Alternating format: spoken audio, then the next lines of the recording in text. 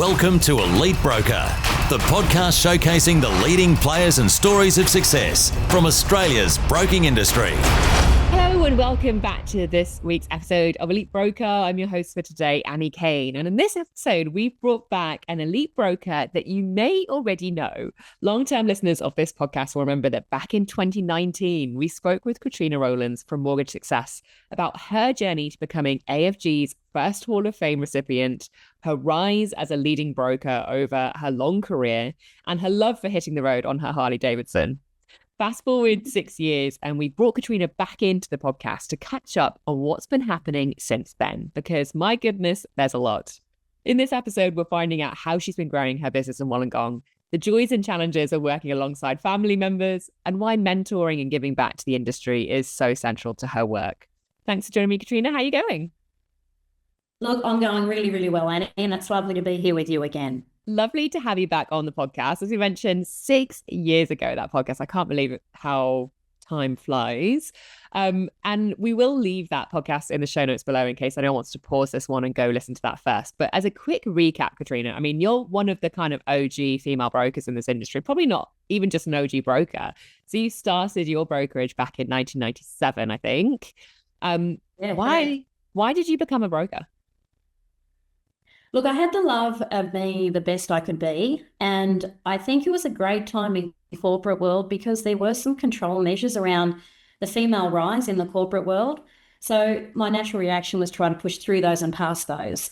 And I was introduced to the world of mortgage broking, and the thing that appealed to me the most was the fact that the barriers were only my own.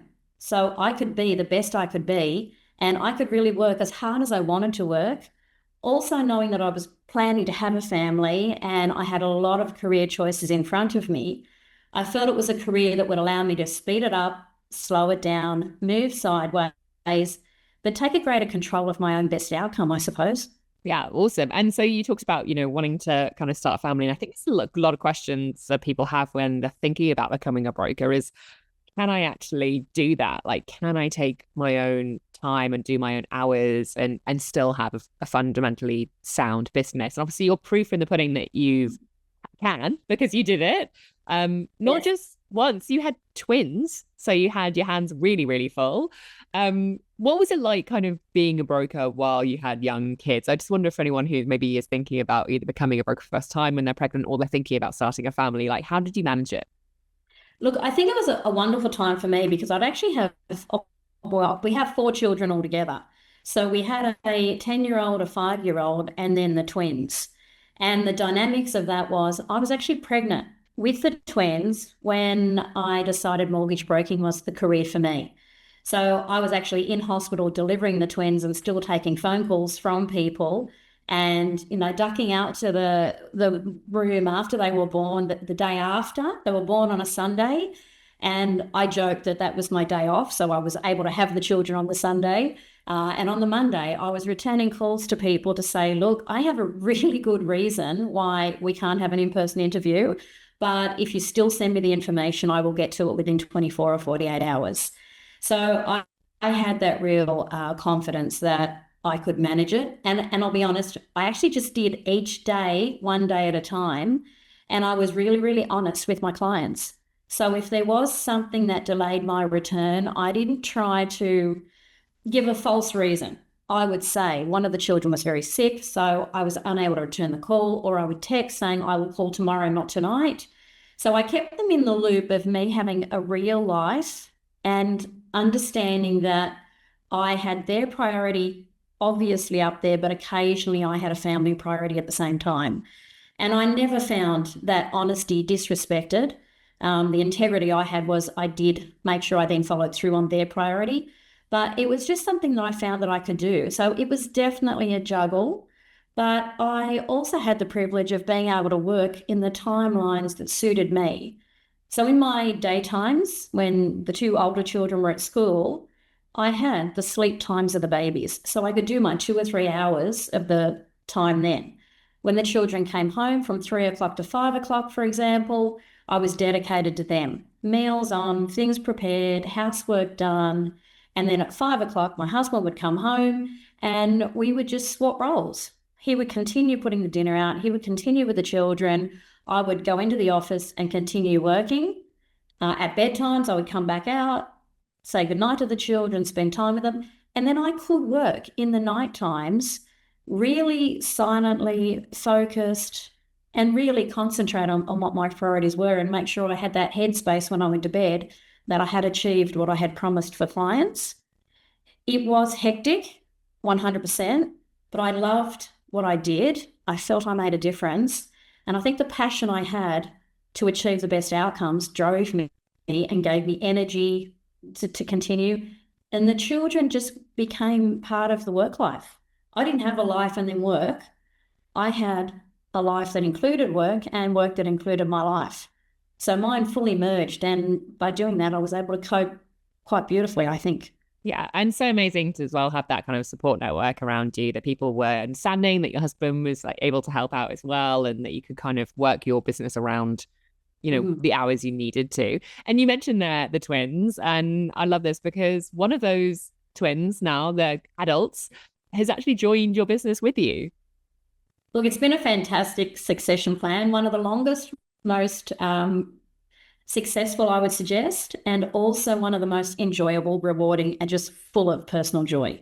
So my 28-year-old young daughter, one of the twins, is now the general manager of Mortgage Success. And because I did not realise how much she heard and learned and felt of the business along the way, that so much was inculcated into her, the way she spoke to people and the regard and respect and her understanding of terminology. It was really unusual for me to see that growth in her so quickly in training her and bringing her along. But also what I'm really proud of is I always wanted her to be a better foundation than I had, bigger, faster, better, to have the experience, but also have a grounding. So she's also got a double degree, degree in commerce, focusing on economics, majoring in economics. So that grounding, she started working with me one day a week to really enjoy the university studies. And then the 2 days a week, because she started to find she actually enjoyed the work and the university studies were hand in hand, and it didn't create a toppling effect of either. And the minute she finished and graduated her degree, she came in full time, started at the bottom in reception, learnt all along the way, and to now, 6 years later, she's bigger, better, faster, smarter, better in technology, loves the relationships, has the confidence, and she's now the general manager, which is phenomenal. Awesome. And I think this is a really, we'll talk a little bit more about, I think, working with family members later in this podcast, but I kind of also think it's really great to talk about, well, what does a general manager do? And I think a lot of brokers are now getting to the size and scale where they're thinking, I actually need some help doing this. What does Emerald do for you? Well, she really is a general manager in all sense. So she manages the clients from the beginning of the process. She manages training of staff, recruitment of staff now. This was obviously a gradual move, but I, in the beginning, was a lot more of a voice beside her. Then I became kind of a voice from afar. Now, usually I'm a voice in her head and a referral point. So she does everything from process replacement to process redefining, to compliance redefining, to contact with compliance legal if there is a question. She investigates and she creates a clear direction. So the last piece of the puzzle, which we're in current phase of now, is she now reviews the accounts and the bookkeeping and the tax returns and the profit and loss. And we set some plans around profit, the higher end stuff that she's now taking hold of as well. And what is hilarious is the last time we went through the accounts, my husband and I got grilled about what expenses were and why is that expense that high? Well, did you really go to that many conferences? Is that travel expense all for the business, Mum? And it was quite hilarious because I knew then she really had a handle on not just the day-to-day processing and the client management, client feel, but she understood now the business side of it. So again, it was quite interesting. So now we share information and we go through everything together. 99% of the time she makes a decision and I just ramify the decision. or put her in contact with someone that might help her with another decision or another viewpoint. Not always mine, but I just create that relationship link now. And that guidance is a privilege for me and a pleasure for me. But it also means I'm teaching her who else to look to, because one day I won't be there and she will be. So I'm making sure that confidence in her is solid and she has this community around her of trusted resources. Yeah, amazing. And of course, succession planning, a top of mind conversation for a lot of brokers, particularly I think those who did start back in the 90s, kind of at the real like nascent period of broking, now thinking, what's my retirement plan? What's my succession plan? So really, really awesome to see you kind of got that sorted. And we'll talk a bit more about that in depth later. But for anyone who doesn't kind of understand like what it takes to run a business, maybe I think for someone just starting out in their journey, they're kind of like, wanting to do everything and learn everything and build their business their own way. But you get to a certain point, I think, where some people are thinking, well, I actually need some more help. Can you give me an idea of the sort of size of mortgage success, like both in terms of like volume or number of loans plus staff size? Look, we've plateaued a little bit in this transition because I wanted the foundation to be solid. So rather than chasing growth and numbers, we go back to like I did right in the very beginning. We're focusing on the relationships and where the business sources are, and then choosing our business partners. And that changes with me versus a brand new general manager, no matter who it is.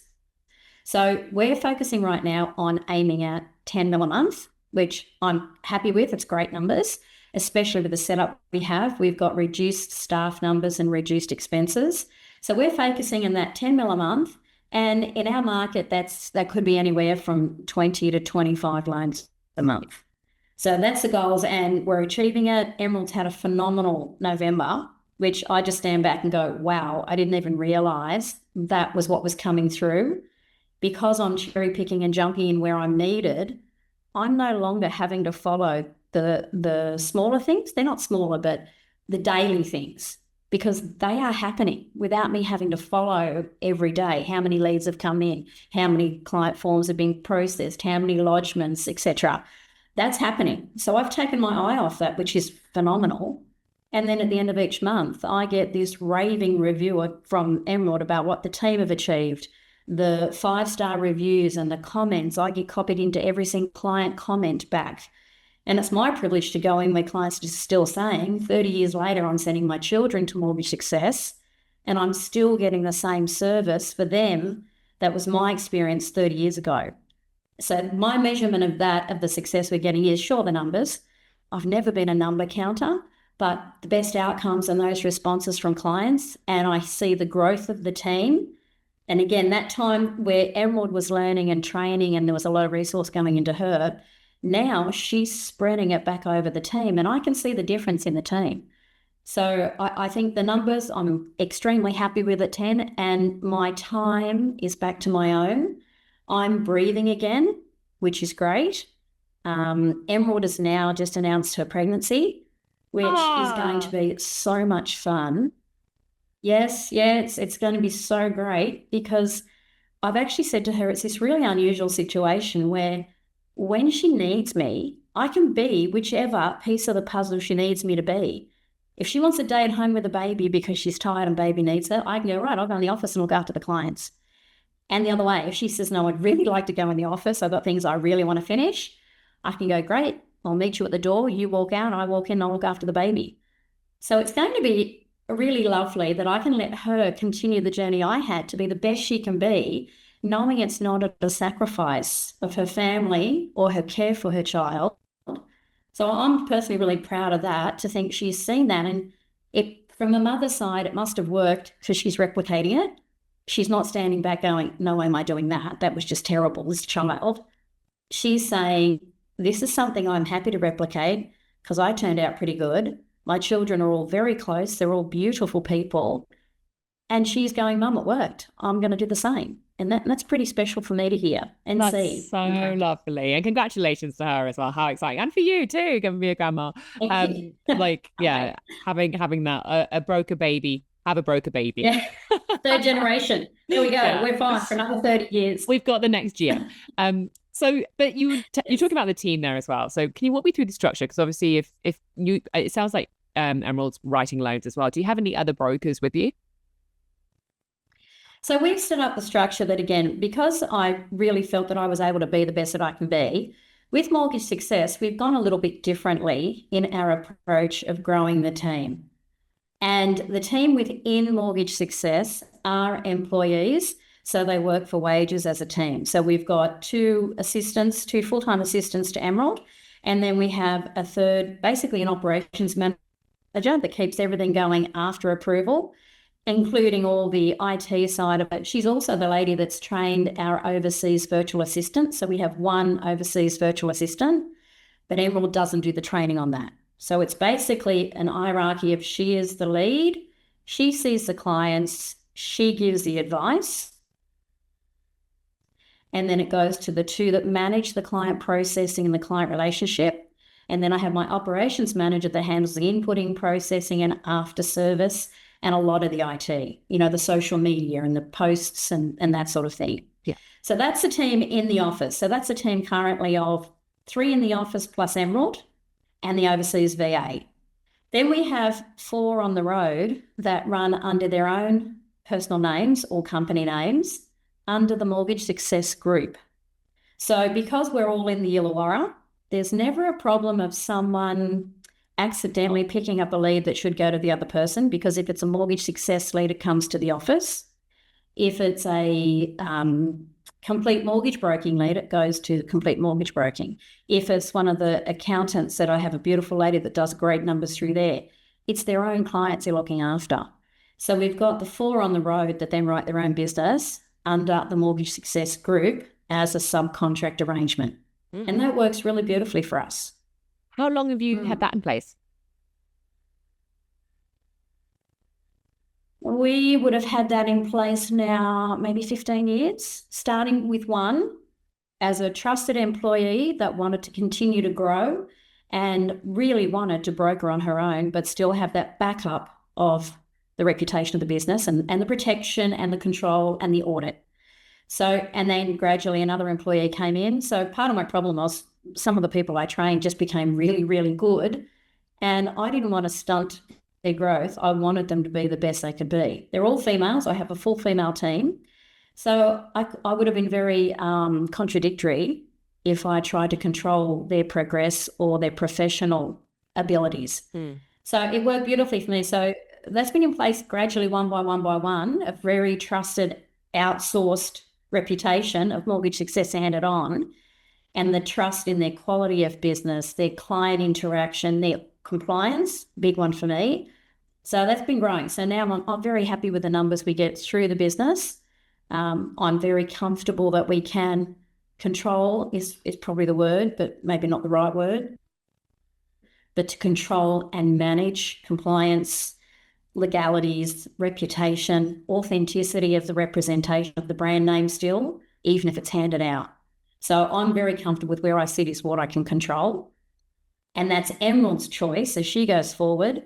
She may choose to expand in different ways, and I'll certainly give feedback and encourage anything she wants to try, really. Without going too much into the technicality, I'm just curious. So is that like a sub-aggregation model? Are they kind of under your license? Yes. Yeah. Yes. And it works beautifully because, again, if they advertise, I don't control how they advertise. They can advertise, they must do it through compliance and get everything checked, but it means that they can speed the business up or slow it down as they need to. And again, a lot of my girls on the road have had children, had different elderly family that they had to pull back a little bit and look after them. And so they have had to speed up or manage their workflows. And we assist with that. If there's times we need to jump in and help and support, holidays, etc., we can. Deaths in the family, we can say, right, just send them to us. We'll look after them until you're good again. And it's worked really well. There's no crossover of challenge of whose client is who client, etc. Yeah. And I'm always curious as well when you're kind of talking about, brokers in the same area, like, are they kind of are you all writing a similar type of loan? Do you split, like, do you have one person doing commercial, one person doing SMSF? Like, how do you actually run the workload? They all do everything because I think that trusted relationship relationship is the key for us. So when that trust is there, if they need support in writing a style of business they have not written before or don't have a lot of experience in, that's the reason they come back and have a chat to me.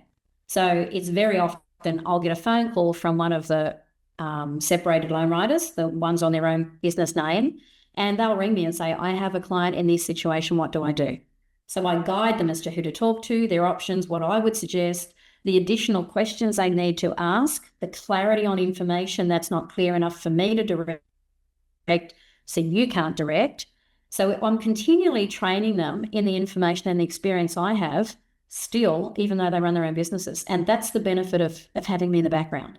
Yeah. So even if I send them 1 or 2 deals a year, which I would do probably for the majority of them, the value of that relationship of having someone they can pick up the phone that they know, one, will care, 2, that has the experience, and 3, that will support if I need to represent to a lender or back up something to a lender, I will get involved in that conversation with a credit manager, with a solicitor on behalf of the company. Yeah. So it works really well.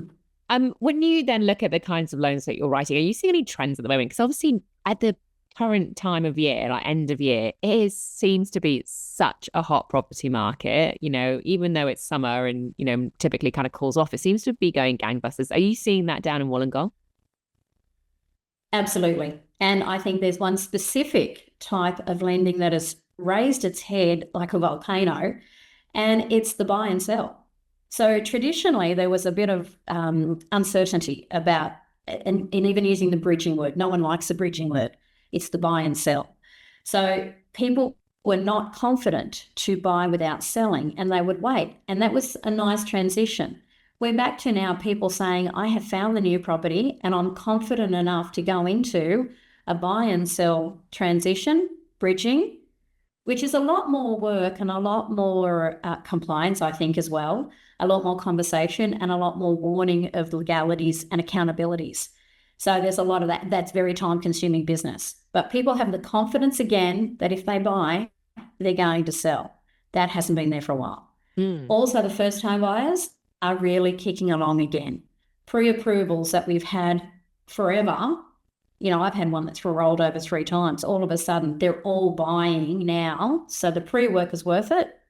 Some of the lenders that don't do fully assessed pre-approvals, I think they will realise they're missing out on a lump of business because the first home buyers are ready to go, but they want confidence of a written conditional approval. So I'm noticing we do work with lenders that do a written assessed lending that is comfortable for us to give a recommendation to a client that they are good to go because we have a written, fully assessed pre-approval for them. So I'm noticing those are actually moving faster and actually turning into settling loans within 4 weeks of a pre-approval coming through.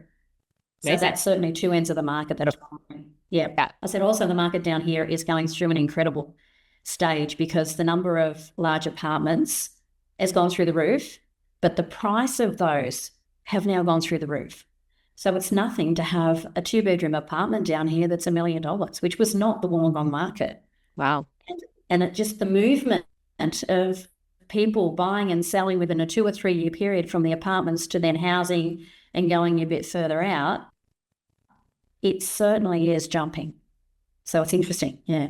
Yeah. And I think it's interesting when you're talking about the bridging loans there, because so often I think, a lot of brokers maybe shied away from doing it because as you say, it's a lot of work. You've got to do a lot of scenarios. You've got to be like, here's what happens if you sell now and if you sell later. And do you want end debt? Do you not want end debt? Like trying to figure out all the different options available. I think a lot of brokers have kind of like, I don't know if I want to do all this work and then not really get remunerated for it very well. But also the client might not then choose to transact, or they might not do anything because the market might not be favorable. So there's a lot of uncertainty, but I think we have seen the comeback of bridging loans this year and lots of lenders also focusing on it for the first time or coming back in with new products for it. Who are you typically using? I would agree with that. And also, look, I think there's some great options there. Some of the lenders only do bridging if they have a current client relationship. So again, I think that's an area that will loosen up very soon because they're starting to see that's not necessarily the only client they want to continue a life with. Maybe they're missing new clients by not allowing that transition process. So at the moment, St. George, always been a favourite. Commonwealth Bank, always been a favourite. There are others that do a model around it where they'll look at it as though if the client gets stuck in a situation where they have to rent it out and they buy the new one, is that a viable option as well? So some look at it in that knowledge, knowing that the idea is this property will sell. Worst case scenario is they'll rent it out. Does it work? Is it a safe position to put the client into? So, and there's quite a few that will consider that if we can prove the viability of a long-term hold and things don't quite go to plan. But there's quite a few that even if you speak to them, give them the truth around the client, even if they don't do a true bridging loan, giving them the truth of the scenario that it's a short-term hold, they'll allow it to be pushed to a higher level of, DTI, because they know that it's only a short-term hold. But yeah, it's a really interesting time. But also too, if you're not doing bridging stuff because you think the end debt potentially is too low, I think that's a short-sighted view of the client value. Because if you have a client that goes to a large property and has a small end debt on a relocation loan, their next option is quite likely that they'll assist their children to buy a home because they'll feel they're comfortable to do so. So you could be missing out on a future guarantor loan. You could be missing out on the person that has a low debt at the end could say, I'm now comfortable to look at an investment property. And you've missed out on that second movement of that client. And I've never counted my clients by how much am I going to make out of them. It's just always been, how much good can I do for them? Can I achieve the best outcome? And if that ends up in a low, I still celebrate the fact that I go, man, I reckon I did a great job. I don't think anyone could have done a better job. And that client feels that. And I tell them that. I'll honestly tell my team to tell the client how proud you are of the success of that transaction and how you feel it was their best outcome. And you honestly believe you gave your all to achieve their best outcome. So a small end debt, I think it's future opportunity for more lending. Yeah.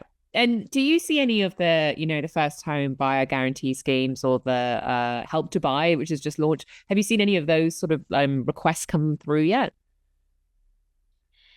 Not a lot. I think like anything like that, there's always a little bit of uncertainty of is it too good to be true?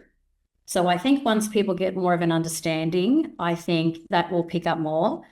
For the first time in a long time, I've suggested to our team that in the new year, we'll settle through December 1st. In the new year, we will run some seminars inviting our client base to send people they think we could add value to. So it'll be a client base offer to say, if you have a child that is uncertain, if you have a family member maybe, or a friend who is talking to you about this and seems to lack confidence or knowledge or experience, and you would like to help them, please send them this invitation to attend an in-house seminar restricted to 20 people. And those 20 people can come in, we'll give them the one-on-one attention. We'll probably do a couple of those and see how it goes. And then we'll probably switch it up to people that are thinking about investment loans. How do they work? Will they work for me? Is it something I can do? But we'll do it in very small numbers so we can actually give the attention if people then need it for their individual circumstances. Yeah. Awesome. We're going to take a quick break here, Katrina. When we come back, though, I'd like to talk to you about the kind of the mentoring side of being a broker, which you talked about a little bit earlier. And also, I think what you're doing to kind of give back to industry as well. And we'll get into that just after this message. So, Katrina, you've been in the industry now for almost 30 years, so 28 years. And looking back over your career over those decades, really, you kind of mentioned how your roles changed, like how you've kind of gone from being the main on the tools writer to then having a team to then kind of becoming more of a mentor. What inspired you to start doing that? I think it was a natural transition. I think living the truth of what I speak, the authentic role that I always had and always want to be.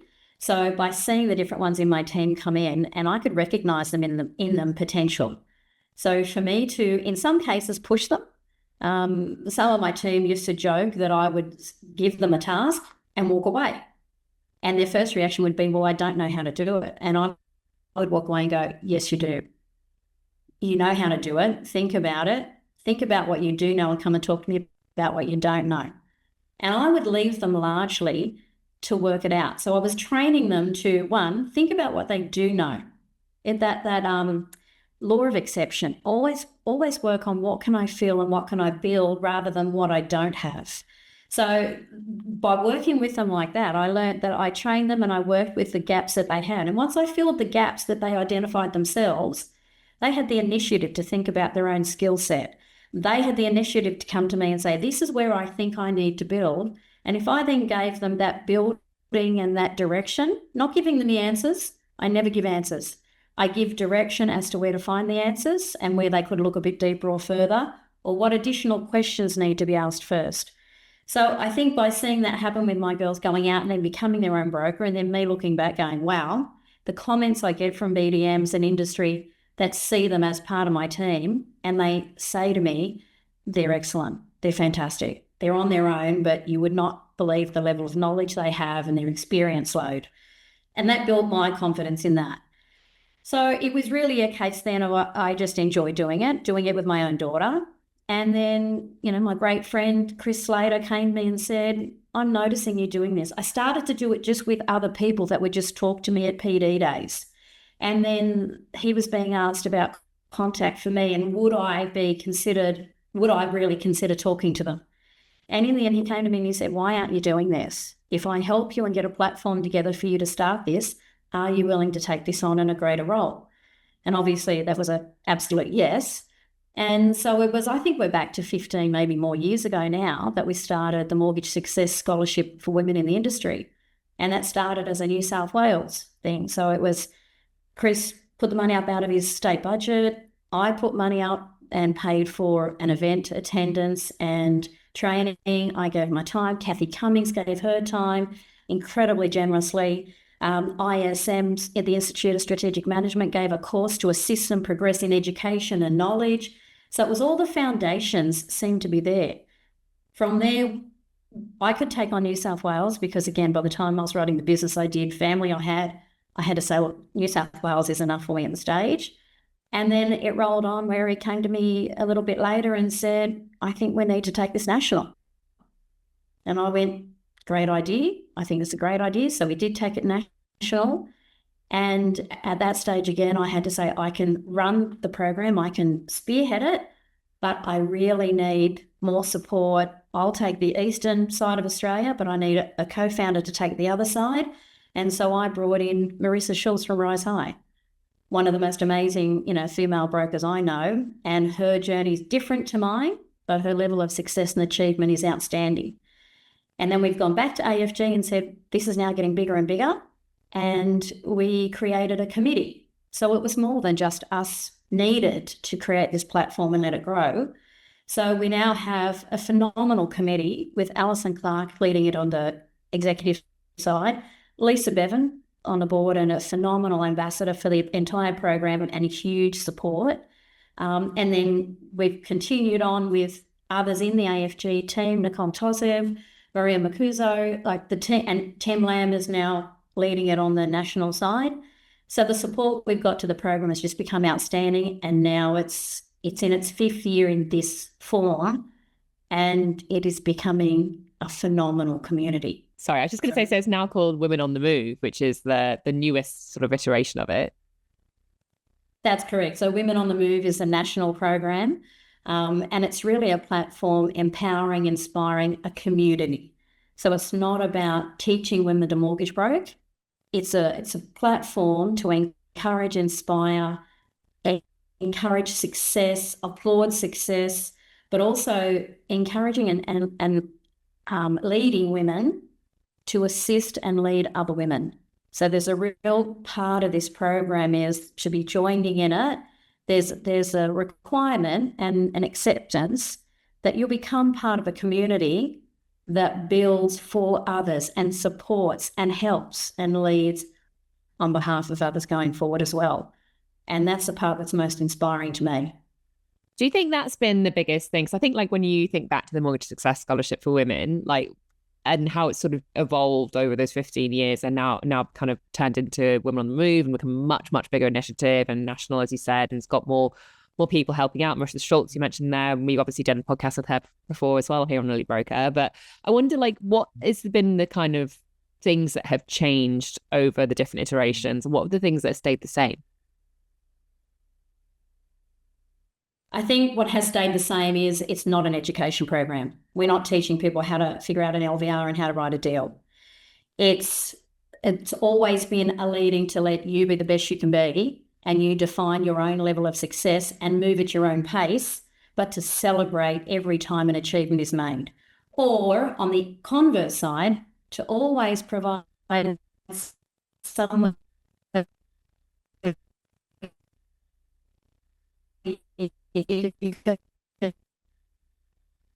go, just can't deal with its end, and have someone else there that understands and will identify with what you're going through and give you the support to get through it rather than leave the industry. So I think that's still the same. It's just been able to be managed. There's only so much one or two people can do. I think what has changed is the involvement of the scholarship recipients. They are feeling the power to make a difference themselves. Whereas I think in the past, it was the few leaders at the front that had the authority, I suppose, and the delegated responsibility to do things. I'm finding that the scholarship and the community, I'm getting more and more people. The first question of our webinars is, how do we get involved? What a fantastic question to get when you're trying to build a community to inspire and support. That's the common theme. And I'm really loving that. So I feel that groundswell now of, hallelujah, we actually all really like each other and we enjoy getting together and we talk and we laugh and we share real life stories. It's not always about business. It's sometimes a tearful subject that'll come out in a group, and you'll find that ones that can identify and support and compassionate in that area will support and cling. And some of the friendships that have come out of the community have been phenomenal, and they continue to support each other 5 and 6 years later. When I go to events, the number one thing is everyone wants to tell me how much they're loving the relationships of the people. And I think that's something we've missed a bit. You know, the old conferencing days, it was building relationships. And I think we felt a bit fragmented the last maybe 5, 6, 7, 8, 9, 10 years. This is a form or a platform to get people back together and acknowledge this is a phenomenal industry, and how do we keep it great and how do we help each other? So I think that's definitely come a long way since the Women on the Move program has been put together. Yeah, love that. And I think when I think back to, you know, when we last spoke, you were kind of talking about this as well. And am I right in thinking that your first scholarship sort of was it Hayley Bellamy who won it? Absolutely. So, yeah. I mean, we've had some phenomenal winners that have come through. So one of our latest and most successful is obviously Janine Wade, who has won Champion Broker in Sydney 2 years in a row and won the Brad McGugan medal. So 2 years in a row. So to think that support and the sheer joy I see in her in this industry, and the most hilarious thing, because I quoted to it, was last award at the next conference in November. She actually couldn't attend because she delivered her daughter 4 days before. But she was ringing me to say, I really, really want to be there. And I had to say, Janine, no, you've got a really good reason to stay home. You've got a 4-day-old baby. But when her name was called out again, the applause of the room and the love that was felt in the room, it was amazing. Everyone was so happy for her. It was really lovely. Yeah, really lovely. And we mentioned earlier as well about the fact that you're not just sort of like, you've been really key, I think, in providing this sort of women's network, particularly in AFG, but also in generally across the industry. We've seen a lot of the work you've been doing giving back, and now also sort of, you know, bringing your daughter into the company too. There's lots of things that you're doing to kind of teach and kind of support the next generation of brokers as well as people in this generation. What do you think, though, if someone's thinking about becoming a mentor, becoming, you know, a trainer for the first time, like, what do you think is the most important thing you need to know before you start taking on something like that? I think you really need to understand your own skill set and speak to other mentors, because very often I find some of the people that ask how to become more involved when I really listen to their story, they have a really key aspect that they haven't identified themselves. So I think understand what your skills are, seek some information from other mentors, and just do it. Be the first one to have a chat to somebody at an event. Introduce yourself, saying the words out, the law of reciprocity and the law of attraction.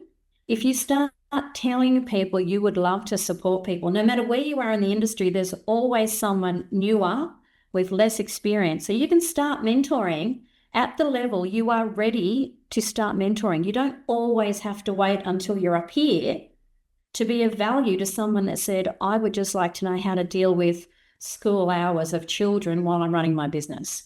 How do I talk to a referrer when I have this situation or that situation?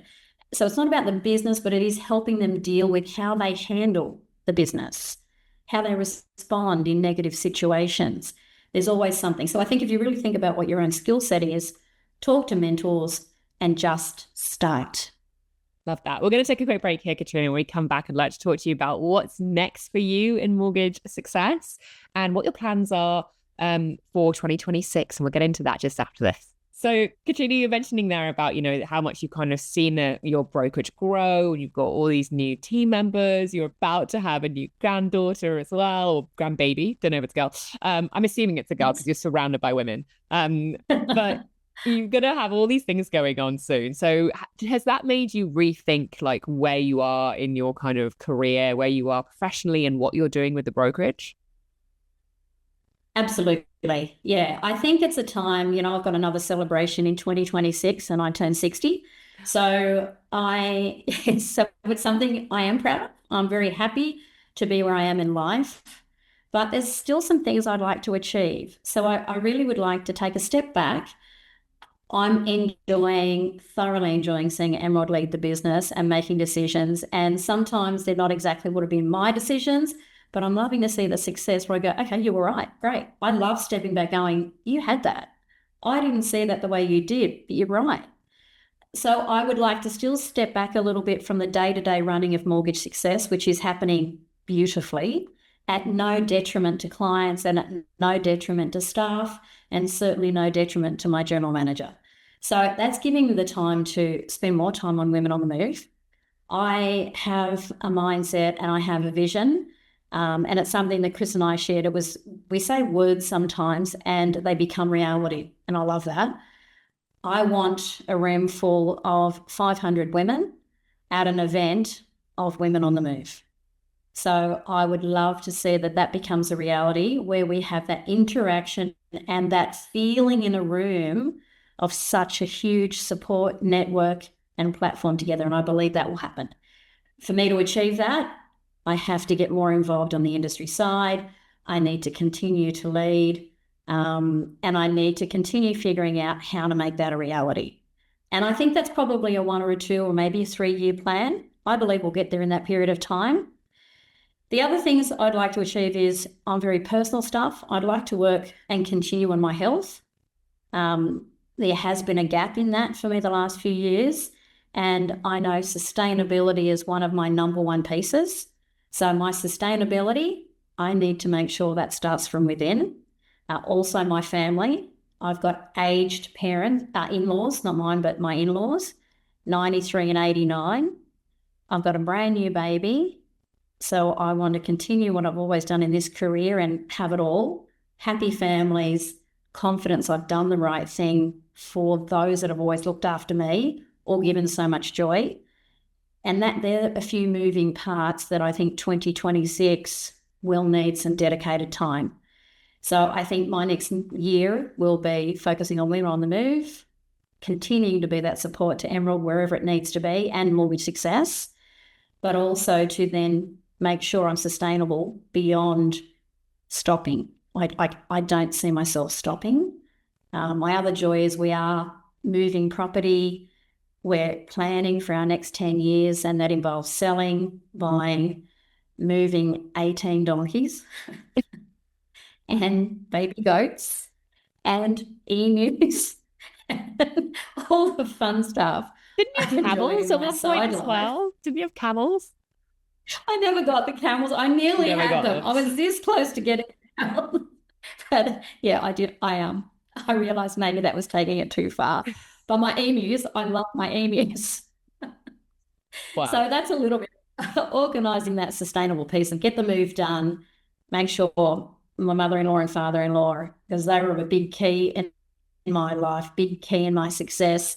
They deserve as much as my time now as they need, and then continuing with the family, but not giving up the business and not giving up the reputation in the industry and not giving up the love and authenticity in the industry. Yeah. And I think this is such an important time in many people's lives. And as I say, the sort of first generation of brokers kind of getting to a similar kind of point in their careers where they're having to think about what's next and how they're managing their life as well as their companies. But I know that for a lot of people, like they kind of succession planning starts happening once they actually need to. Have you always had a succession plan? Like, did you know that Emerald was always going to come join you, or did you start succession planning once she joined you? Like, what did that look like? Look, I'll be honest, I think she always planned it. It was always comments from her, even from 8 or 9. She always had this focus. But as a mother, you don't hold your children to what they say when they're growing up, knowing things can change, no pressure, no certainty. And I just wanted her to continue in her journey and make it her journey. So it was funny because one of the key things that happened to me maybe 8 years ago was I did have a really solid few meetings where people approached me to say, would you consider selling the business? And it was a wonderful thing to have really on the table. So I engaged the conversation. You know, you never say never, and you give everything an opportunity. You just consider it and talk it through. I got to the stage where there was an offer on the table of a dollar amount. My accountant was saying, this is a really good offer. This allows you to leave the business. This allows you to stop and relax. My husband was saying, this allows you to stop and relax and become, back to mine again. And I had to walk away from the table to say, I just need to figure this out. And it was at that point I realized my answer was no. It was a powerful point for me because I had the choice at that moment to take the money and go. And I thought, that's not what it was about. So that's when we came back and we then were where she was up to. We said, look, are you serious? And at that point, I had choices of senior staff, but I always had a regard back to my clients. I wanted to make sure that they would get the continued journey that I started with them on. And I didn't want to see myself in a situation where I go, hey, that's great. See you later. I'm fine. I'm financially stable and all good. Hope you guys are good. See you later. I'm gone. Yeah. And by the way, Joe Blows or Joanna Blow, who I don't really know the way they're going to deal with you, but good luck. I just couldn't do it. Bringing Emerald through was, for me, the perfect solution. They still have, the Rowlands Sierra name. They still see the Rowlands name on their advice and their follow-up. She speaks to them in a manner that she really likes people, and they feel that. So for me, the succession planning was proved and tested by an offer of dollars. The fact that I could say no proved my heart was still in it. My attitude changed because it was now my choice to remain engaged, and I had to accept that. I'd made that choice. So I better be happy to continue doing what I do. And I thought, you know what, I am. And then to have Emerald, and I thought it's a win-win-win. AFG, you continue with a wonderful business that has a great reputation and foundation. You've got a future in that business with a young, fresh mind. You've got a team that's still being trained. My clients still get the regard and care, and my family still get a bit more of me. They just don't get, they get 99% of me, not 100. But that 1% is still mine. Yeah. So it kind of all worked out. So succession planning, it seems to be the major ways is the family take it over, which is probably the hardest one to manage well. I think the business partner that will take it over, or a senior member of the team that gradually will take it over or buy it off you, or an outright sale. Or, as is happening now, the businesses that are coming in that buying 51% or, a large percentage, and then you gradually transition out. I think there's no right one answer, but I think you really need to delve into each one, and before you make a decision, walk away for a couple of days and really think whether it's the decision that sits right with you. That's good advice, Katrina. And do you have any advice for anyone who's thinking about bringing family in, whether to succeed them or just to work with? I know that you sort of said it's quite hard sometimes having family. Like, what would you advise them to do? And how do you kind of switch off almost from work when it is your family? I think one of the most important things I had to learn is the way I had always done things didn't necessarily mean it was the best way for the future or the only way. So with working with family, you have to accept that's a different point of view and a different perspective coming in, and you need to listen. And sometimes, even though it goes against your grain, you need to let them continue that choice and watch and measure how it goes. So I think a hard thing is realizing maybe you don't know it all anymore and things have changed and someone might have better ideas, and it might be your younger child, brother, whoever comes in. I think the other way is always remember it's a professional place. So the way you speak to each other is not as family members. The way you speak to each other in the office environment must be above respect. So if there are moments you need to have a conversation, you do have those quietly and away from other team members, because the last thing you can do is allow a feeling of conflict or any combatant between people that can be emotionally charged. With staff, it's easy to tell them to do something and walk away and not be bothered if they're upset, or not be bothered if you had to be quite direct. Sometimes in a family, that directness can come across before it's actually needed, because you feel you have the right to be more direct with family sometimes. But I also think allowing them to walk into the business and accept that they don't know what you know, and allow them to start at the beginning and let them lead through and let their skill set come out. It may be different to yours, but just let their skills come forward and support them. And if a mistake's made, everyone makes mistakes. Allow them to happen. Yeah. And you mentioned earlier about like sustainability and kind of looking after your health and like ensuring you're kind of in a good place as well. And I think it's the really key one we talk a lot about on the advisor, is particularly for small business owners. It can be very hard to switch off and to find that time and to make the kind of time for yourself. What do you do though to unwind and de-stress? Like, how do you brush off a hard day?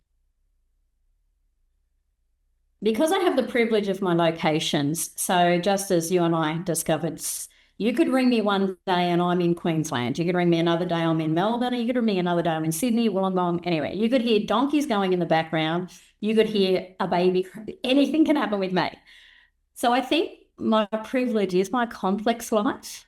I love going to the farm. I love starting my coffee at 7 o'clock and sitting on the balcony and just looking out and realizing what a great life I've got.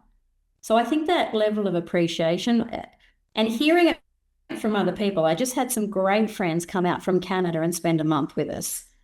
It was so beautiful to hear their perspective of our life, where they just kept saying, do you realize what a wonderful family you have? They met all the children. How gorgeous is it? I can't believe that your career has been that great, because they came in and they heard a lot and came into the office and saw some of the beautiful crystal around the place. And they said, you never told us this was your level. They saw our farm and played with the donkeys, and they just fell in love with the separateness that we could be there and I can be in my fluoros and my boots and wander down and just cuddle and just be in the moment whenever I needed to. So I think my greatest ability is being in the moment and stepping back and going, right, I need to actually look at the good stuff, not let the bad stuff pull me down. So my sustainability is definitely happiness choices. And occasionally that's something, even at the moment, we've got some choices around the property selling. And even if the figure isn't quite where I need it to be, we have sat down and we said, what's the happiness choice? What is going to allow us to look at 2026 and feel like we've progressed and moved and calmed and appreciated, feel valued? Is it about the money? Is it worth a difference of a price line of 50 grand? And my answer is no. The happiness choice is be with the children, make the move, get settled, and just continue moving towards happiness. Yeah. So I think that's my sustainability. Yeah. Well, Katrina Rowlands, thank you so much for sharing that with us and for sharing your story with us as well. Best of luck with the grandbaby coming along and, of course, with the succession planning and with moving all those donkeys. But yeah, we hope you have a fab 2026. And if anyone's got any questions for you, obviously, hopefully you'll be happy to respond to them. She's at Mortgage Success, Katrina Rowlands, and you can obviously reach me at editor@theadvisor.com.au. Katrina, thank you so much.